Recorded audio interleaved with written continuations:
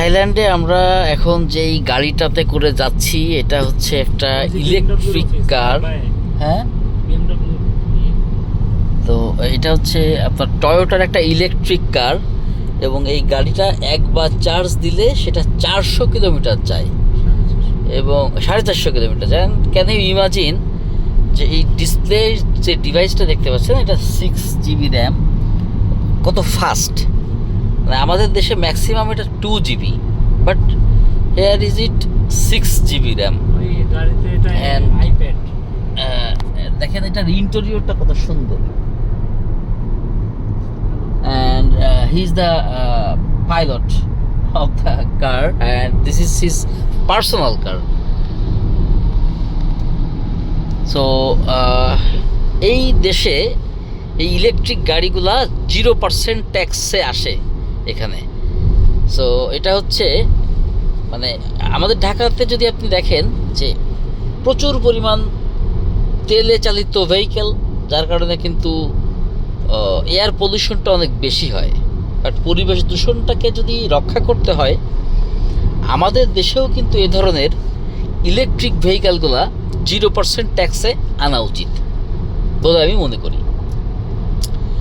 আর এখানকার রাস্তাঘাটে গাড়ি যে কত উন্নত মানের গাড়ি এখানে আছে, Tesla, BMW, Mercedes Benz, Rolls Royce, Ferrari, এই ধরনের গাড়ি ইটস কমন, মানে বাংলাদেশের ট্যাক্সি ক্যাবের মতন। সো মানে একটা দেশের ডেভেলপমেন্ট কোন পর্যায়ে গেলে এত অ্যাভেলেবেল মানে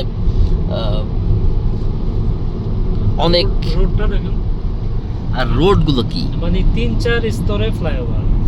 হ্যাঁ, আমাদের উপরেও ফ্লাইওভার, আমাদের নিচেও ফ্লাইওভার। আমাদের নিচে একটা ফ্লাইওভার, আমরা যাচ্ছি একটা ফ্লাইওভার দিয়ে, পাশে একটা, উপরে একটা, ডান পাশে একটা।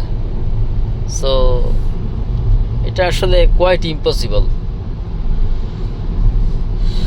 বাংলাদেশ থেকে কিন্তু থাইল্যান্ডের কাছাকাছি একটা দূরত্ব কিন্তু খুব বেশি না, বিমানে 3 ঘন্টার দূরত্ব। আর একই সমুদ্র সৈকত, কিন্তু একই সমুদ্রের আন্ডারে কিন্তু এই যে বাংলাদেশ এবং থাইল্যান্ড। তো দেখেন পাশাপাশি দুইটা দেশের মধ্যে কত তফাৎ। আমি যেদিন আসি থাইল্যান্ডে সেদিন শুনতে পাইলাম যে থাইল্যান্ডের যিনি হচ্ছে রাষ্ট্রপতি, উনি নাকি অ্যারেস্ট হয়েছে, ওনার ভেতরে নাকি দুর্নীতি পাওয়া গেছে। তো একটা দুর্নীতিমুক্ত দেশেই আসলে পারে এভাবে ডেভেলপ করতে। কিন্তু আমাদের বাংলাদেশে যদি একজন ছাত্রলীগের সহসভাপতিও একটা দুর্নীতি করে, সেটাও দেখা যাচ্ছে যে ওটা দুর্নীতির মধ্যে পড়ে না। হ্যাঁ, এই হচ্ছে অবস্থা।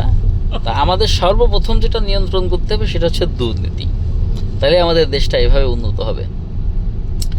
সো সবাই ভালো থাকুন, সুস্থ থাকুন। কথা বলছিলাম থাইল্যান্ড থেকে।